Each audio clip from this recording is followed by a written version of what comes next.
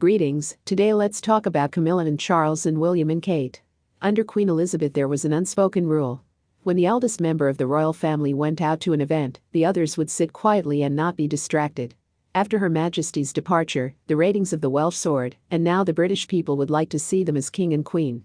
The authority of Charles and his wife is nowhere near as high as that of the hereditary couple, and it's worth admitting that William and Kate have begun to behave more confidently than they did under Elizabeth. Insiders have repeatedly talked about Charles and Camilla's frustration with the fact that the more popular Welsh outshine them at any celebrations, and sometimes even go out on their work events on the same day as the monarch couple. As a result, all the coverage goes to William and Kate. I don't know how it came to be that the Windsors' work schedules coincided. Kate visited Southampton, William went to cities across Britain, and the King and Queen came to Dorchester. As a result, Charles and Camilla's office is not happy. The press is discussing the Princess of Wales' polka-dotted dress, and the monarch couple got very little attention, and not in all the newspapers. Speaking of polka dots, Catherine came to Southampton to attend the opening of the Hope Street apartment complex, which was developed by the charity One Small Thing. The founder of the organization is Lady Edwina Grosvenor, Kate's friend and godmother to Prince George, who is also the sister of the Duke of Westminster, one of Britain's richest men. The new residential center is intended to be a home for women who have fallen on hard times and do not have safe housing. Of course, the audience was interested in the princess's attire, which, as always, looked impeccable. Catherine wore the navy blue polka dot dress with ruffles, lantern sleeves, and baseline that she wore last year at Wimbledon. She paired the white shoes with a strap and black toe by Alessandra Rich with a white handbag. Adorning the princess were pearl drop earrings. William posed enthusiastically with locals when he visited Belfast, Aberdeen and Sheffield as part of his new Homewards homelessness program. The prince was welcomed everywhere as family, happy to have the opportunity to interact with the future king. And, of course, there were many pictures, including selfies, because William didn't deny anyone the courtesy of taking a commemorative picture with him.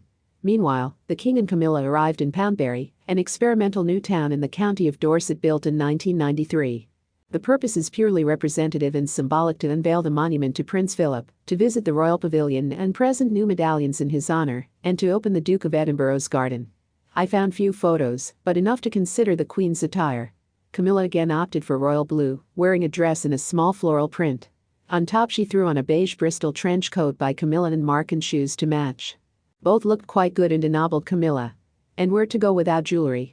She wore pearl earrings, a gold necklace with a medallion, and bracelets.